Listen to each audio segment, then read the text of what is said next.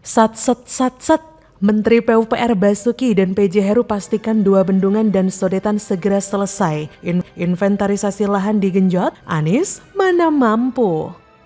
Program-program yang dirasakan untuk masyarakat langsung tentunya akan kita agendakan di dalam pembahasan APBD 2023 yang mungkin dalam waktu dekat akan kita bahas.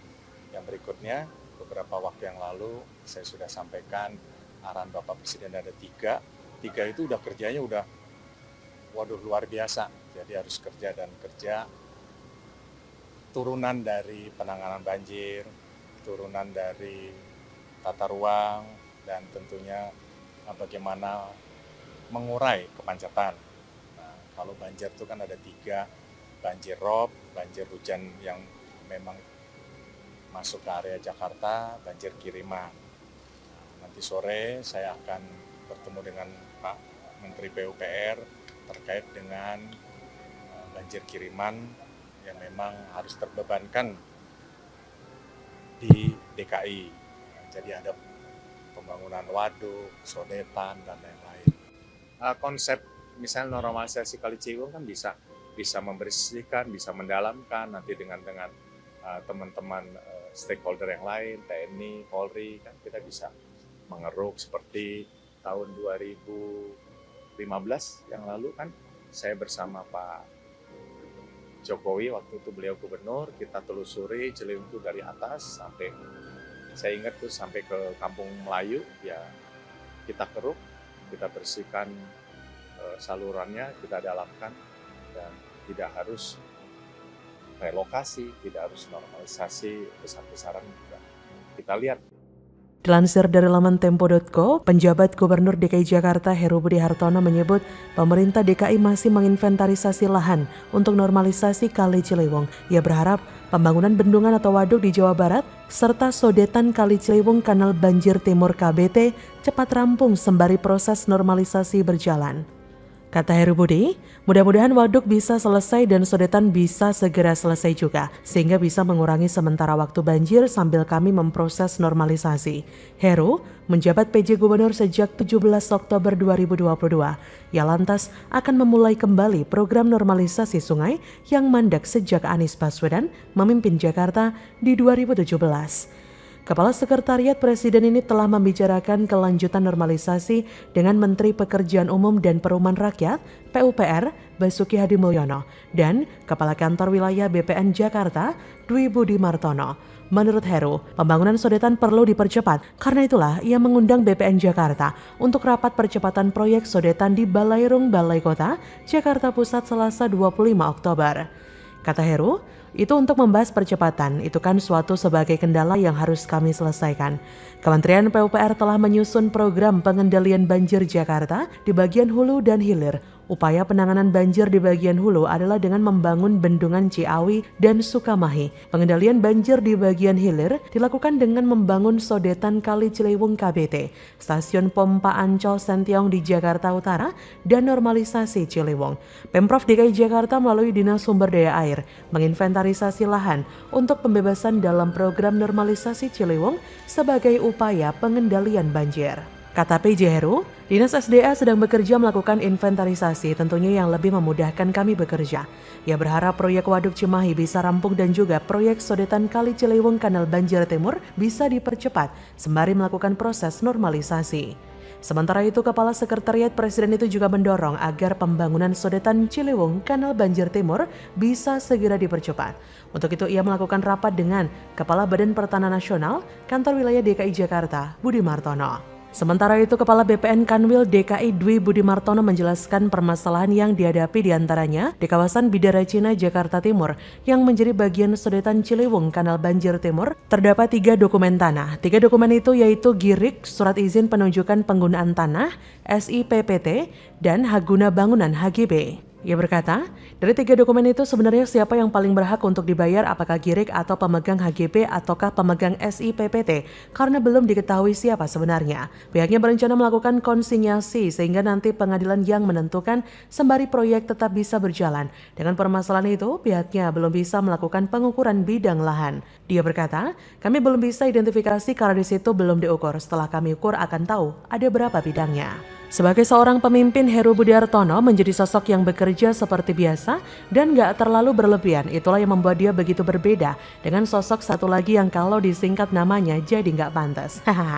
Kalau kita melihat sebenarnya secara struktur kepemimpinan Pak Heru ini memang menjalankan tugasnya sebagai seorang gubernur karena dia memiliki job description sebagai penjabat gubernur. Memang sudah sepantasnya dan tidak perlu kita perdebatkan lagi. Tapi ya karena memang pembanding sebelumnya saja yang terlalu bego ya untuk kita ceritakan, jadi sekali lagi terima kasih untuk Pak Menteri Dalam Negeri yaitu Bapak Tito yang sudah menunjuk Pak Heru ya, dan tentunya Pak Jokowi juga yang tentunya bisa merestorasi Jakarta kembali ke tangan rakyat Indonesia. Memang sudah sewajarnya Pak Heru ini kita apresiasi karena bayangkan saja betapa 5 tahun selama Anies memimpin banjir tak kunjung selesai. Jadi bagaimana menurut Anda? Silakan tulis komen Anda di kolom komentar.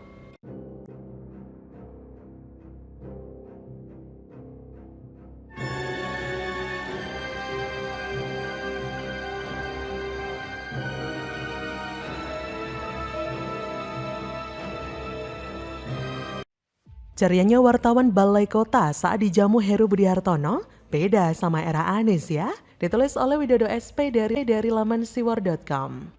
Sadari apa yang dilakukan oleh beliau saat ini secara tidak langsung akan membongkar aib kepentingan Anies di Jakarta selama ini.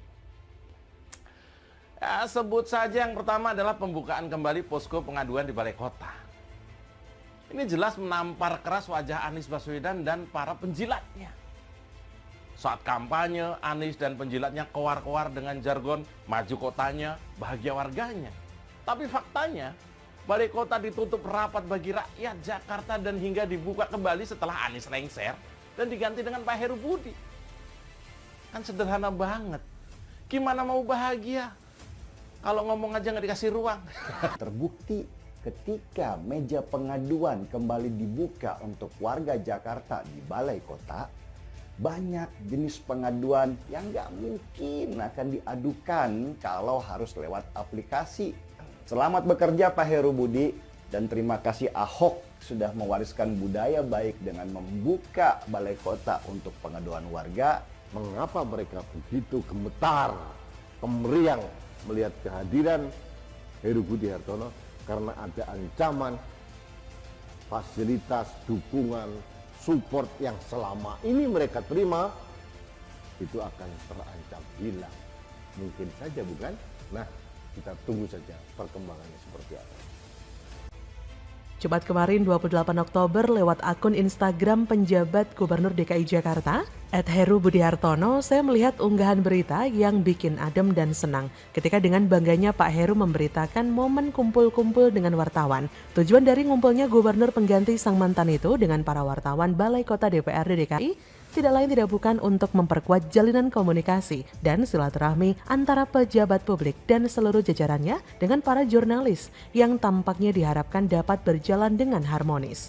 Ya, apa yang sedang terjadi di Balai Kota, Gubernur dan seluruh jajarannya dan DPRD DKI Jakarta memang patut dilaporkan, khususnya jika ada hal yang membutuhkan amplifikasi terkait dengan program kerja yang dilakukan, supaya masyarakat dapat mengetahui apa yang dilakukan oleh gubernurnya dan siap mendukung atau kalau dirasa perlu memberi masukan atau kritikan.